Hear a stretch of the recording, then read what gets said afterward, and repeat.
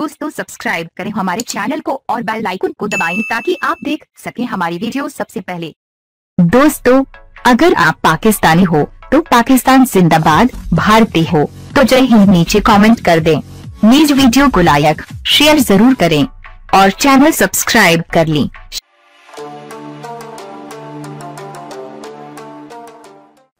दोस्तों मैं हूं मोहम्मद आशिर एक और नई वीडियो के साथ।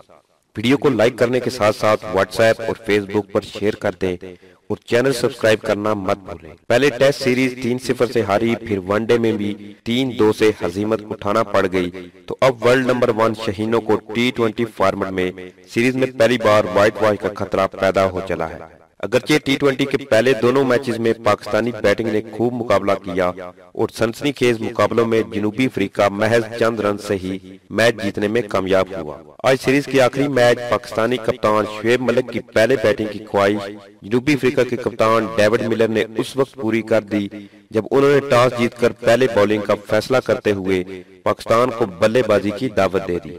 सेंचुरियन के क्रिकेट ग्राउंड में होने वाले तीसरे T20 मैच में जनूबी अफ्रीका ने टॉस जीतकर पहले फील्डिंग का फैसला किया है। इससे कबल होने वाले दोनों T20 मैचेस का टॉस पाकिस्तान ने जीता था और कायम मकाम कप्तान शुएब मलिक ने भी पहले फील्डिंग का फैसला किया था। मैच में प्रोटीज की कप्तानी डेविड मिलर कर रहे हैं, जिनका कहना है कि जनूबी अफ्रीका की टीम में कोई तब्दीली नहीं की गई। वो पाकिस्तान को कम से कम स्कोर पर आउट करने की कोशिश करेंगे। ग्रीन शर्ट्स के कप्तान शुएब मलिक ने बताया कि कौमी टीम में 2 तब्दीलियां की गई हैं। आज के मैच में उस्मान शनवारी और हसन अली को रेस्ट देकर इनकी जगह मोहम्मद आमिर और फहीम अशरफ को टीम में शामिल किया गया है। पाकिस्तान की तरफ से पिछले कई मैचेस से अपनी बल्लेबाजी के जोर दिखाने में नाकाम रहने वाले फखर जमान और दुनियाई क्रिकेट में अपना लोहा मनवाने वाले बाबर आजम बैटिंग के लिए मैदान में उतरे।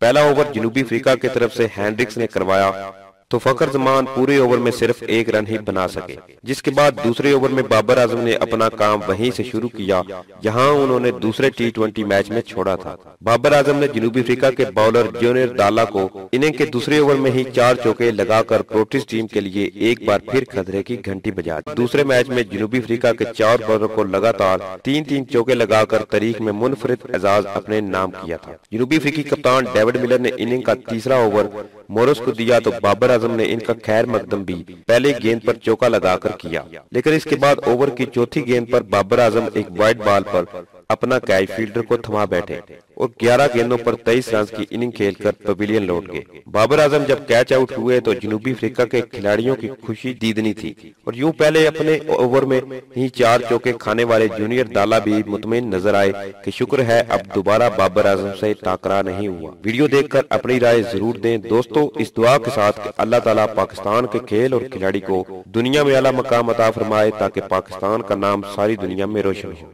पाकिस्तान जिंदाबाद, पाक फौज जिंदाबाद, ISI के गुमनाम हीरोज को सलाम।